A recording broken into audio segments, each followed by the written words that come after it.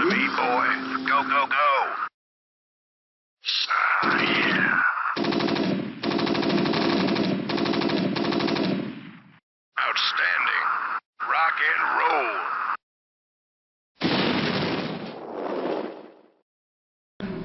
Well, I am here with Tasteless, and the beta's been out for what, 5 weeks or something? Yeah. And it is finally time. It is time for Tasteless to speak on the beta. You've been pretty quiet, mostly just playing. Yeah, I've kind of fallen off the map. I haven't seen much of my friends. I've just been playing the beta a lot. And I really, really like it. I gotta say, this has been a lot of fun. It's really cool to finally have a new RTS to play. And look, I really like the Starcraft 2 beta. And I expect after they fix all the bugs and tweak all the units, I think it's going to be really good. I'm in love with it. I agree with you there. Well, I'm going to start out with some questions that we got via Twitter for you. So just a few of the highlights of those. Sure. All right.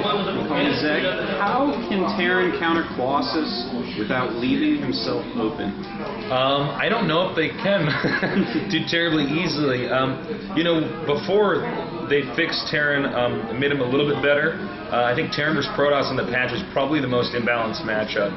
I think it's still really tough to stop a Colossus in Terran vs. Protoss. I think they might have wanted it to be siege tanks, something like that. Siege tanks seem a little bit too weak.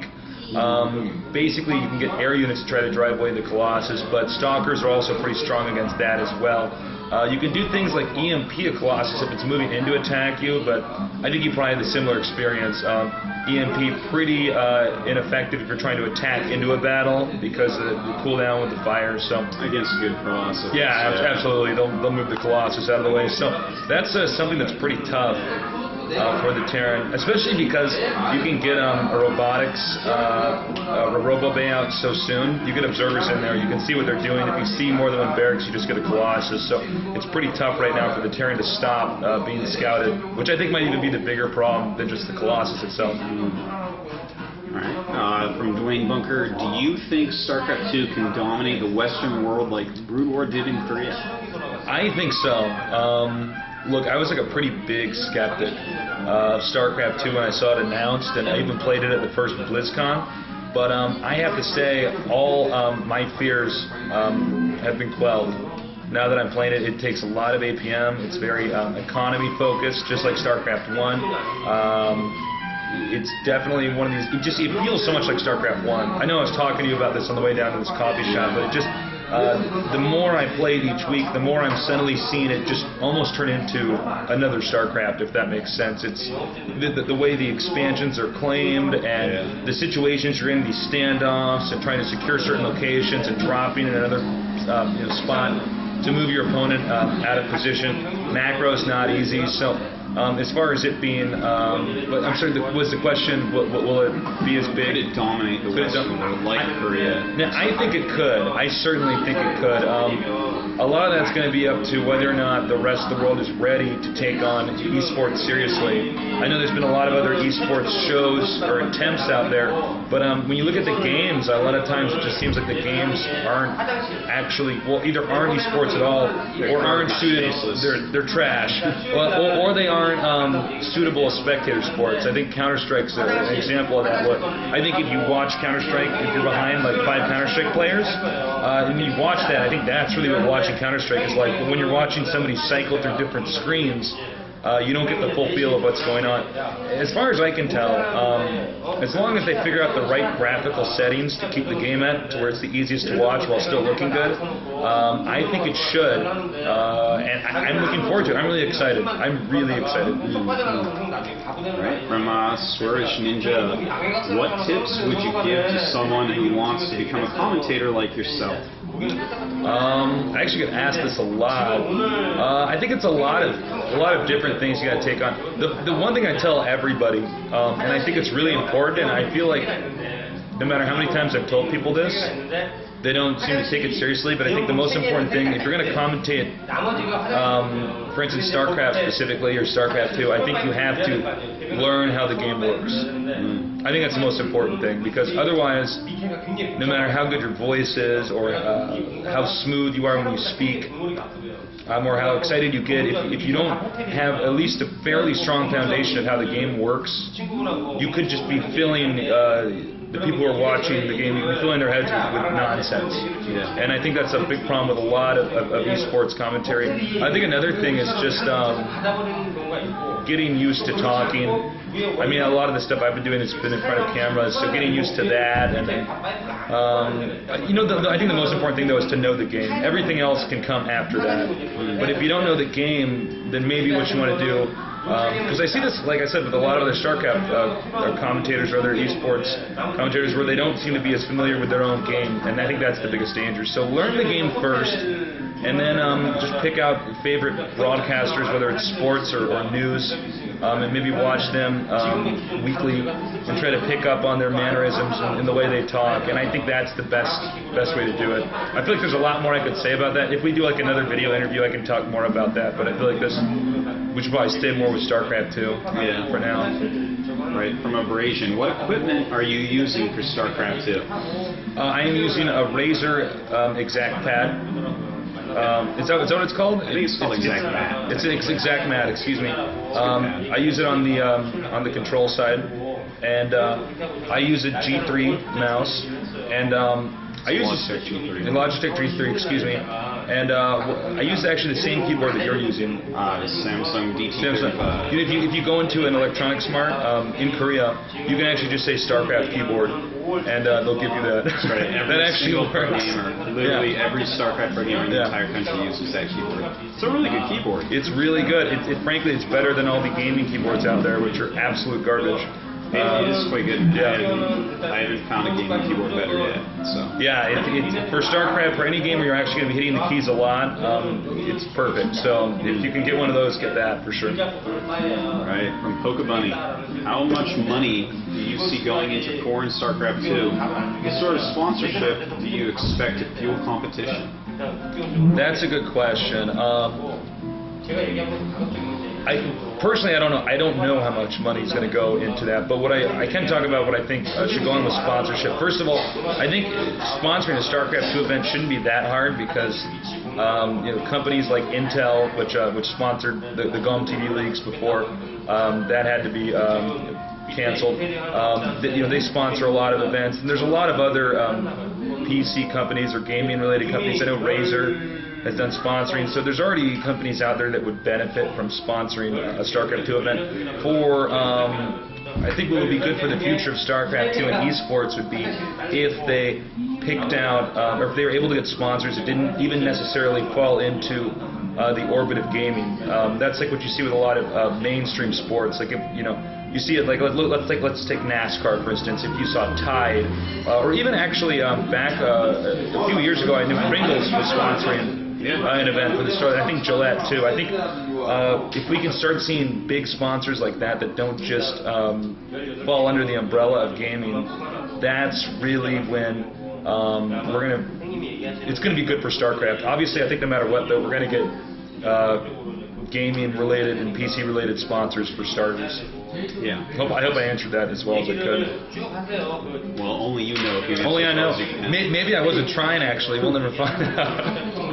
Island Snake asks, explain your most embarrassing loss in StarCraft 2. Well, that's a tough one to pick out because the first week, I think my most embarrassing loss was when I got Zerg in a Zerg versus Zerg, and somebody built a sunken colony in my base, and I didn't even know because I had the graphics settings on high, and I couldn't even see that there was a sunken colony building there. Like I didn't even know there was something on my drones were dying. I'm like, what?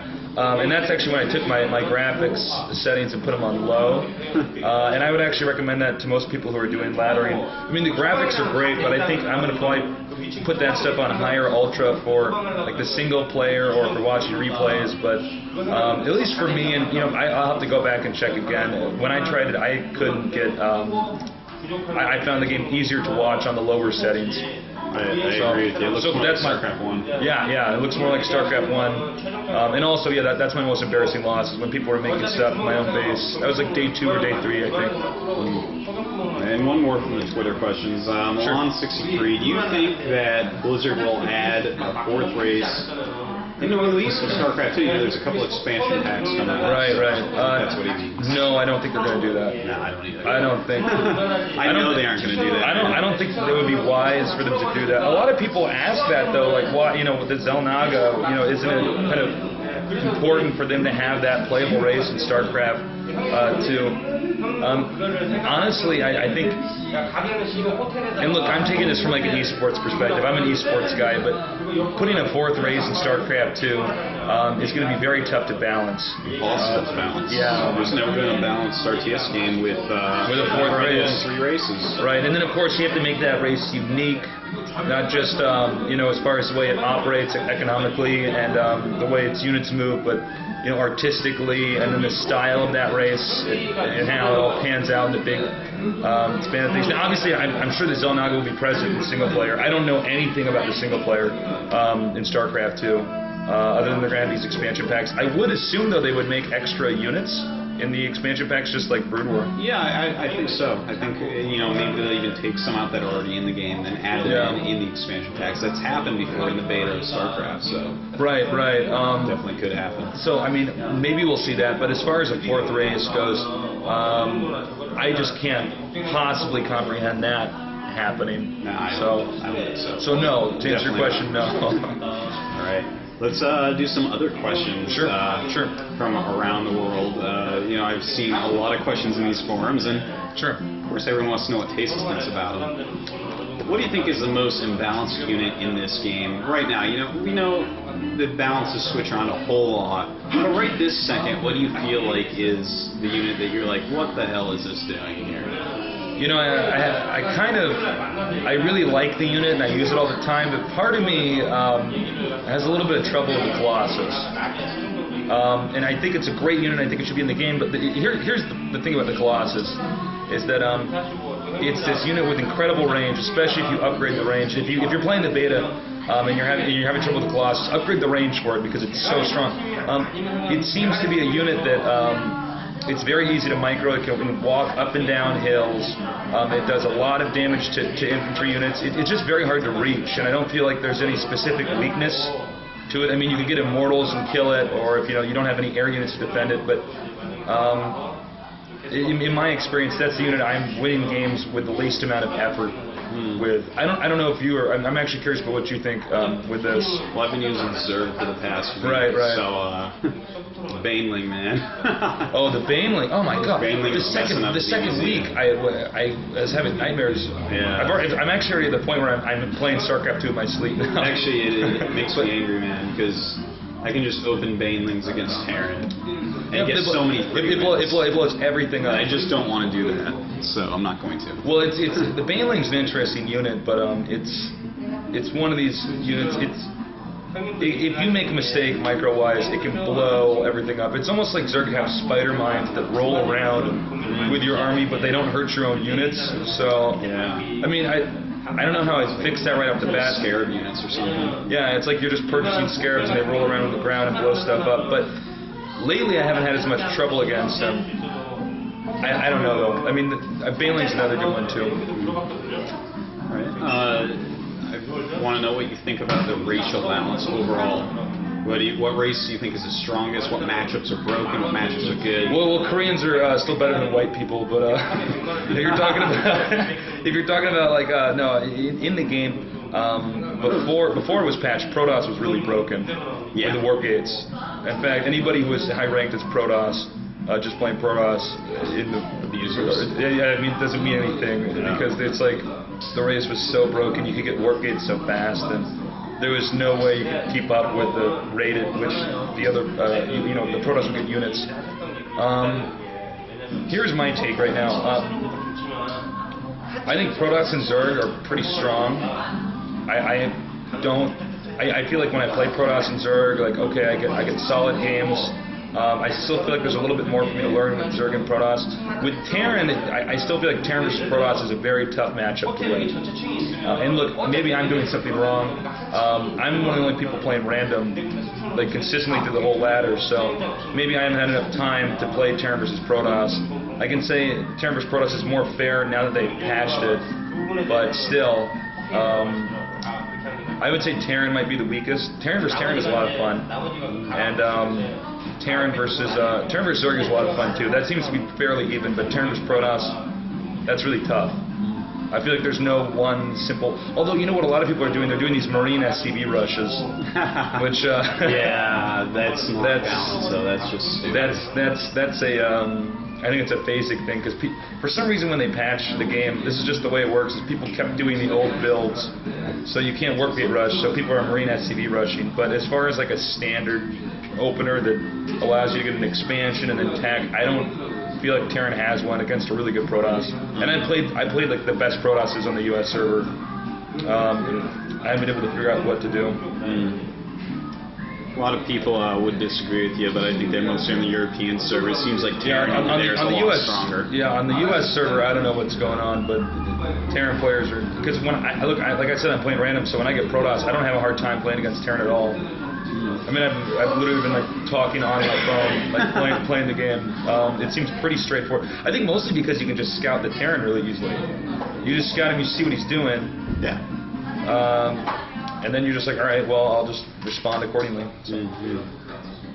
Speaking of random, you know, you are one of the last random players left. You know, even I've narrowed it down to Zerg and Terran. And you fight onwards with random, and a lot of people don't know, but you were actually a random player before Protoss in Starcraft 1, but, you know, when you start getting more competitive, you have to just switch over to just one race because it's impossible to keep up. Yeah, basically. Are you feeling that yet? Is it getting harder and harder to keep up with random? Because I know I've already felt that. Right now, I feel like there's a few matchups for me that I don't feel like I have to put too much. I feel like I've got the hang of it. Protoss versus Terran, I've got the hang of. Terran versus Terran, I feel like I have the hang of. Even if I don't win it every time, I feel like if I lose, I know exactly what went wrong. Zerg versus Zerg is really interesting and actually very complex, but I feel like I have a good handle on that. And then Protoss versus Protoss seems to be pretty straightforward. So like with those matchups, I feel like it's not stressing me out too much to play. Protoss versus Zerg is a lot of fun both ways, but I feel like I still don't know quite enough about it. It seems like there's a lot of different builds you can do, a lot of different cool things you can do. Terran versus Zerg is the one I also feel like I'm kind of a little bit shaky on. I can win it, so I don't know. We'll have to see. It's interesting because the way the ladder works, if you don't have a beta, is it randomly picks one of, I think, like what, six maps or something like that. Yeah. Something like that. 7. Something like that. Yeah. Something like that. And then from there, so you're getting a lot of different exposure to maps, but so far, no, I don't have any. I feel like I can keep playing random for the time being. That might change though. If I had to play in an important match against somebody and I knew the map ahead of time, then I might pick something, because there are some maps where I feel like some races can't win on. Like I don't think Terran can beat a Zerg on Desert Oasis. I don't feel like you can get an expansion up, but I don't know. I'm gonna have to mess around with some builds, so we'll see. Try some Viking builds. Yeah, I've heard about that. I haven't tried that yet. That might be it. So that's kind of the disadvantage about playing random, is you don't get enough exposure. So sometimes you play a few games on one map and then you're like, well. Now, eventually, are you going to choose a race, or, you know, if you do, is it going to be Protoss like StarCraft 1? I don't know. For now, one of the reasons why I'm playing random is I want to commentate StarCraft 2 as well as play it seriously. So I feel like if I'm going to talk about the game, I have to have enough experience with all the races that I don't just give the perspective of my own race, which kind of, especially near the end of my StarCraft career, my casting StarCraft 1 career, I felt like I was like, oh god, I don't feel like I know enough Terran versus Zerg. I haven't played that matchup enough. In fact, you can testify to this. I was playing Terran versus Zerg. Yeah. Near the very end, I'm like, I need to start learning this because yeah, I was like, I need to learn some builds for this, so I actually have more to say in that matchup. We'll see though. I don't know. For now, I'm just gonna try to learn all the races and feel it all out. What do you think about Battle.net right now? You know, there's like no chat rooms, and the ladder's a little bit weird. Can you just kind of give me your overall thoughts on that? Well, if that's how it's going to be when the game comes out, that's really bad. But I would assume that that's not going to be it, because that would mean it would be less than the original Battle.net. How about the ladder system, though? What do you think about this with having, you know, there's like 20 Platinum Leagues on every server. Yeah, I don't like Each of them has approximately 60 to 70 players in it. Yeah, I'm in Division 8, for instance, in Platinum. Yeah, there's like 20, I think, on this, something like that. Well, you know, for me, like, I don't know how to... It's weird because, like, for instance, like, I was ranked 1 in Platinum, then I didn't play for a little bit. I'm down to 3. I played some games, got up to 3 this morning. I'm going to try to get up to 1 or 2, maybe tonight when I go home. But at the same time, I don't feel like I know where I'm actually ranked amongst everybody else. No one knows. Nobody knows, right? Because, like for instance, like Elo's Smuffed had some ridiculous rating, right? He has like 2,500 now, I think. Yeah, 2,500, right? His division has more people in it, and there's more people in your division, you gain Elo points faster. So it's so it's like it's just this weird thing. It's impossible to tell what's going on. And there's just I mean, and for me, look, maybe what we're saying is completely irrelevant because it's going to be changed when the game comes out. But for me, I kind of want to actually see like. I mean, the divisions are fine because then if they were going to do tournaments, that would filter us into these little sub-tournaments. I'd be fine with that. The Elos were similar, you know. It's like, it doesn't make a lot of sense. Yeah, and the other problem also is that, like, I think Platinum is like, we should explain this because people don't know. They put you, like, in this rank of, like, where you stand. It's, like, Platinum, and then it's Gold, and then it's Silver, and Copper. Yeah. Then it's, like, Lead or something. Something like that. But, which I guess is fine, but I feel like they're even in Platinum because I'm mostly only getting games versus Platinum members now, and even that I feel like there's not enough good people in Platinum.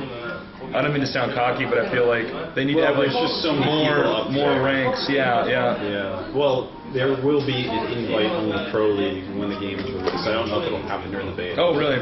Yeah. So that should be better at least. Yeah, that'll be better. Yeah, because for right now, I feel like it just feels a little bit different. I have to feel it out more, but at least give the players more access to the information about where they rank. And, like, let's say that everybody, you know, except for my division, happens to have nothing but Zergs in the top 10. Well, that's something I would want to know as a player, but I'm sure that'll be changed. For now, I think they're mostly just interested in watching the players interact and then seeing if it's fair and what needs to be tweaked. Hopefully. You know, I think that's just about it. Maybe give your closing thoughts on Starcraft 2 and its your thoughts on the game, its future, is compared to Starcraft 1, you know, that type of thing. Sure. Look, I was pretty worried when I first saw StarCraft 2 coming out. I didn't know if it was going to be the right balance of macro and micro and strategy. So I'm not worried about that, like I said at the start of the video. I believe that this game has the ability, because this is another thing that basically I'm getting asked a lot. So let me just answer this now. I think this can replace StarCraft in Korea and outside Korea. It's really, really, really good. And a lot of people mostly ask me about Korea, but basically, look, this game looks spectacular. And I don't believe, because, you know, the problem with Warcraft 3 was that it was hard to see what was going on, and it was like a bunch of ultralisks with spells running around, and the action seemed a little bit slower. Yeah. Here, glowing. Yeah, and then there's the spells stacked on top of each other, and it kind of stole the magic of the battle. Well, in this game, the battles it's very easy, it's very fast, just like StarCraft. On top of that, in Korea, all the TVs are HD. And this is where Samsung is. Everybody's got an HD TV. This game looks great in HD, so I think it's going to be very, very watchable as a spectator sport out here. And on top of that, I feel like, as far as I can tell, the rest of the world is very excited for StarCraft 2. I think this game is going to be very big and a very big success, and I look forward to not only casting the game, but also playing it a lot as well, and competing if I can, depending on my schedule and what's going on in my life. Excellent. Well, thank you for Tasteless word on StarCraft 2. Thank you.